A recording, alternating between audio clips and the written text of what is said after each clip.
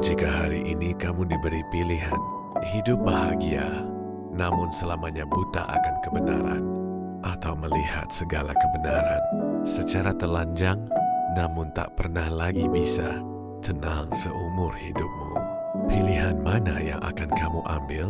Sebagian besar orang akan memilih kebahagiaan buta. Dan itu wajar. Dunia ini sudah cukup keras tanpa perlu kita menambah beban pikiran yang tak ada habisnya. Namun ada orang yang menolak memilih begitu. Ia justru melangkah masuk ke dalam kegelapan yang paling dalam, meraba setiap sudutnya, mencatat setiap luka yang ia temukan, lalu kembali ke permukaan dan berkata, inilah wajah sebenarnya dari keberadaan, suka atau tidak, ini kenyataannya. Orang itu adalah Emil Cioran. Ia bukan filsuf yang berdiri di atas mimbar mengajarkan kebenaran mutlak. Ia bukan pendeta yang menjanjikan surga. Ia bukan pemimpin yang menawarkan harapan. Ia adalah orang yang paling jujur, paling menyakitkan, dan paling sendirian, yang pernah menulis tentang apa artinya hidup, menderita, berharap, dan pada akhirnya gagal. Banyak orang membaca Cioran lalu merasa putus asa. Banyak lagi yang berhenti di halaman pertama, merasa tulisannya terlalu gelap, terlalu pahit, seolah racun yang merembes ke dalam tulang.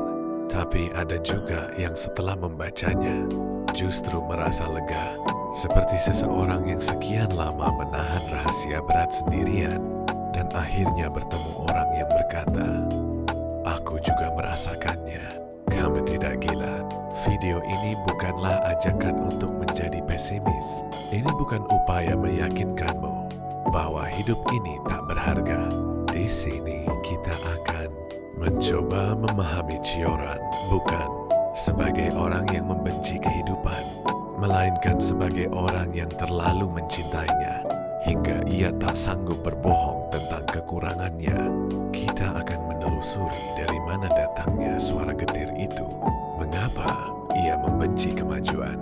Mengapa ia menyebut harapan sebagai kebohongan terbesar manusia?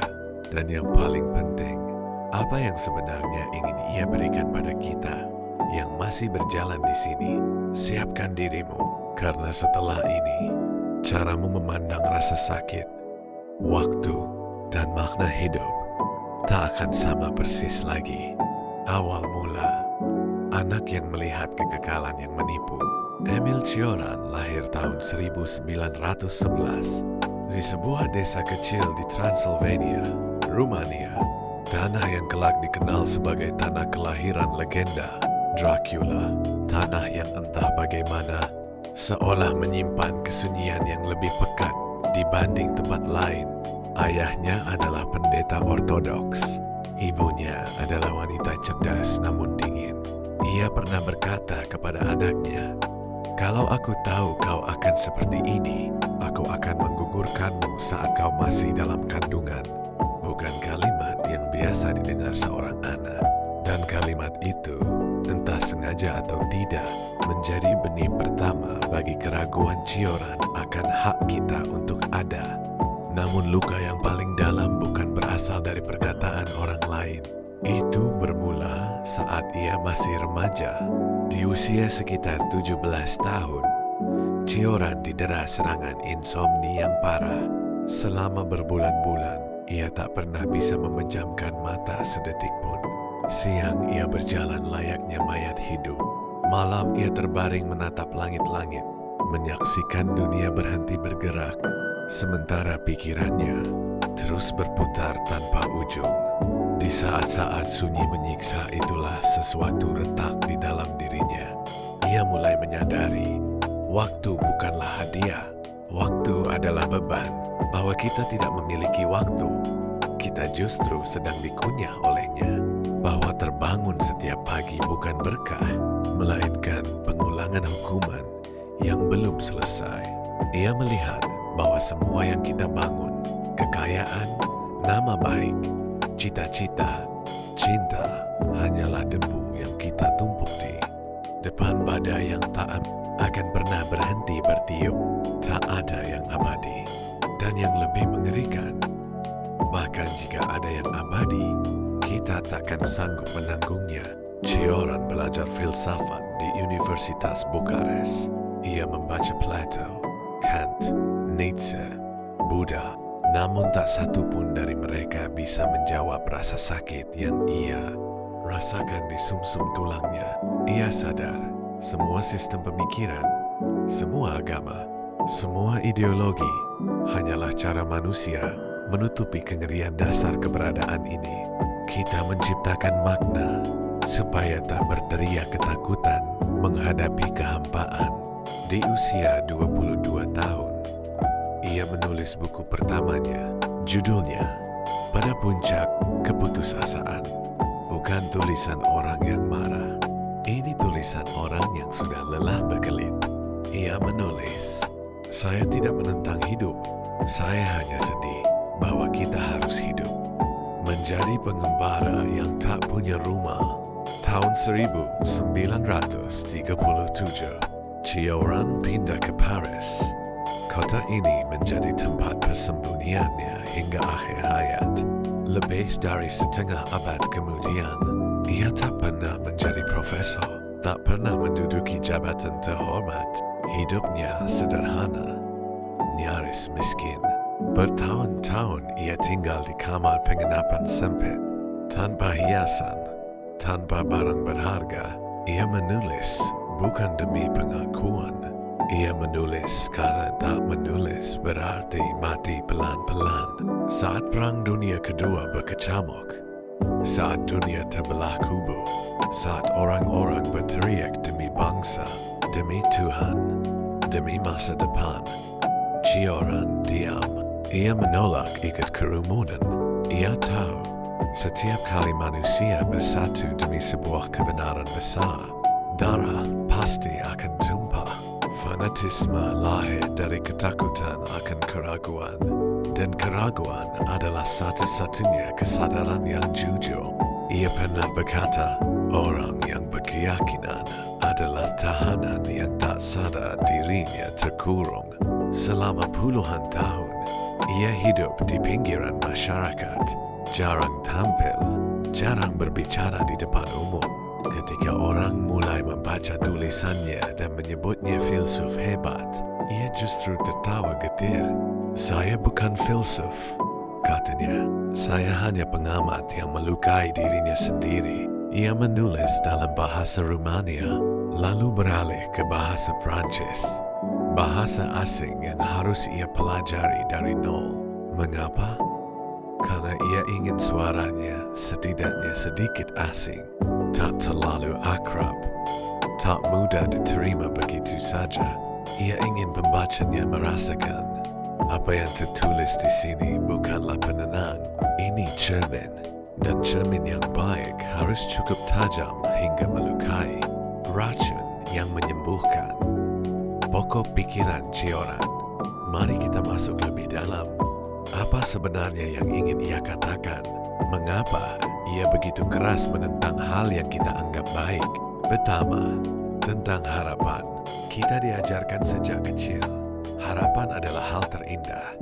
Tanpa harapan, kita tak bisa melangkah. Cioran berani berkata sebaliknya. Harapan adalah penipu ulung. Harapan membuat kita mentoleransi penderitaan hari ini dengan janji hari esok yang lebih baik. Padahal hari esok itu tak pernah datang, atau jika datang, ia membawa penderitaan baru dengan wajah berbeda. Harapan, tulisnya, membuat kita mati berkali-kali sebelum tubuh kita benar-benar mati. Ia tak menyuruh kita menyerah.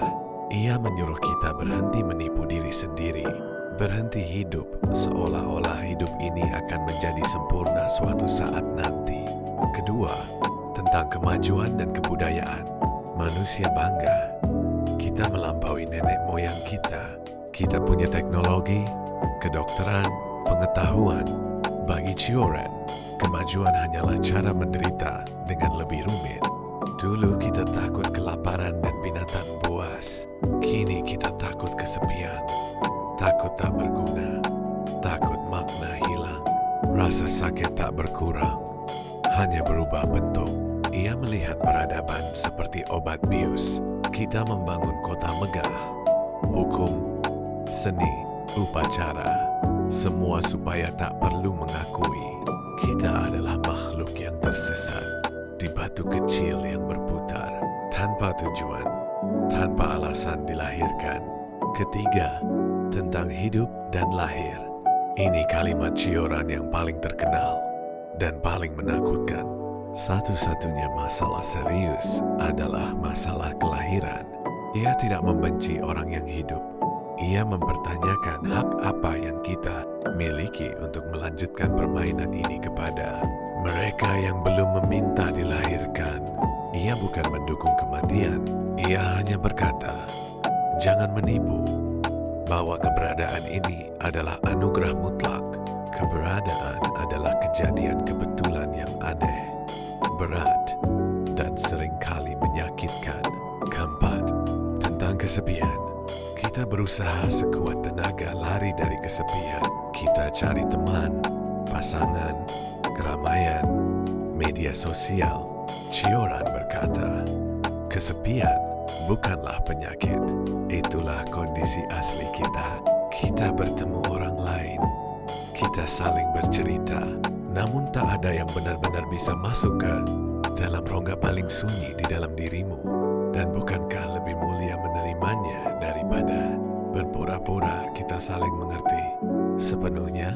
Kelima, ia tak pernah mengajarkan bunuh diri. Banyak orang salah paham, padahal Cioran justru kagum pada mereka yang tetap bertahan meski tahu betapa konyol dan beratnya semuanya. Ia tulis, saya tidak membenci kehidupan. Saya menyesal tidak mampu menyukainya. Ia bertahan hidup sampai usia 84 tahun, menanggung kebenaran yang ia temukan sendirian seumur hidup. Itu bukan tindakan pengecut, itu keberanian yang jarang dimiliki. Mengapa kita masih perlu memahami Cioran dari tahun ini? Lalu apa gunanya semua pahit ini? Kenapa harus memikul beban pikiran yang sudah dipikul orang lain puluhan tahun lalu? Justru karena zaman kita saat ini penuh kebohongan yang halus, dunia terus berteriak padamu, jadilah bahagia, capai lebih, percantik dirimu, temukan tujuanmu. Hidup itu indah. Dan saat kamu merasa lelah, hampa, atau ragu, kamu merasa ada yang salah dengan dirimu sendiri, kamu merasa gagal, disitulah Cioran datang. Bukan untuk menambah tekanan, tapi untuk melepaskan bebanmu. Ia berkata, kamu merasa hampa, itu wajar. Kamu ragu, itu tanda kamu manusia. Kamu kadang ingin berhenti, bukan berarti kamu lemah, itu berarti kamu sadar. Cioran menyembuhkan dengan cara yang tak terduga. Ia menghapus kewajibanmu untuk bahagia. Ia melepaskanmu dari tuntutan harus bermakna, harus sukses, harus melayani cita-cita besar. Ia berkata, boleh saja kamu hanya ada. Boleh saja kamu hanya berjalan perlahan, merasakan angin, mencatat rasa sakit, dan tak menjanjikan apa-apa. Ia membebaskan kita dari keharusan berbohong pada diri sendiri. Setelah memahami Cioran, kamu tak lagi takut pada kehampaan, karena kamu tahu kehampaan bukan jurang yang menelanmu. Itu tanah tempat kamu berdiri jujur. Kamu bisa tetap mencintai senja. Kamu bisa tetap tertawa bersama teman. Kamu bisa tetap membantu orang lain. Tapi kini, kamu melakukannya bukan karena kamu lari dari kematian dan kesia-siaan. Kamu melakukannya karena meski semuanya sementara, rasa itu nyata saat kamu menjalaninya. Ada perbedaan besar antara bahagia karena tak tahu apa-apa dan tersenyum setelah melihat sisi gelap segalanya, lalu tetap memilih tinggal sebentar lagi. Cioran mengajarkan kita jenis senyum yang kedua, penutup, warisan seorang pengelana. Tahun 1995, Emile Cioran meninggal dunia di Paris. Ia dimakamkan di pemakaman umum yang sama dengan Samuel Beckett. Satu lagi jiwa yang paham betul betapa sulitnya menjadi manusia. Ia tak meninggalkan istri, tak meninggalkan anak. Ia hanya meninggalkan tumpukan tulisan yang seolah ditulis dengan darah daripada tinta. Hingga hari ini, ribuan orang masih menemukan jalan menuju tulisannya. Bukan karena ia memberi jawaban, tapi karena ia berani mengajukan pertanyaan yang kita semua takut ucapkan. Ia tak berjanji akan membawamu ke surga. Ia tak berjanji masalahmu akan selesai. Tapi ia berjanji satu hal, kamu tak perlu lagi berpura-pura. Jika hari ini kamu merasa lelah dengan segala kebisingan dunia, jika kamu kadang bertanya, untuk apa semua ini berlanjut? Ketahuilah, kamu bukan orang aneh. Kamu bukan sendirian, dan keraguanmu adalah hal paling mulia yang kamu miliki. Emil Cioran tidak memintamu setuju padanya. Ia hanya memintamu, berhentilah berbohong pada dirimu sendiri, dan di kejujuran itulah yang pahit, dingin, dan tanpa janji, kamu mungkin akhirnya menemukan kedamaian yang tak pernah diberitahukan oleh siapapun sebelumnya. Terima kasih telah mendengarkan sampai akhir.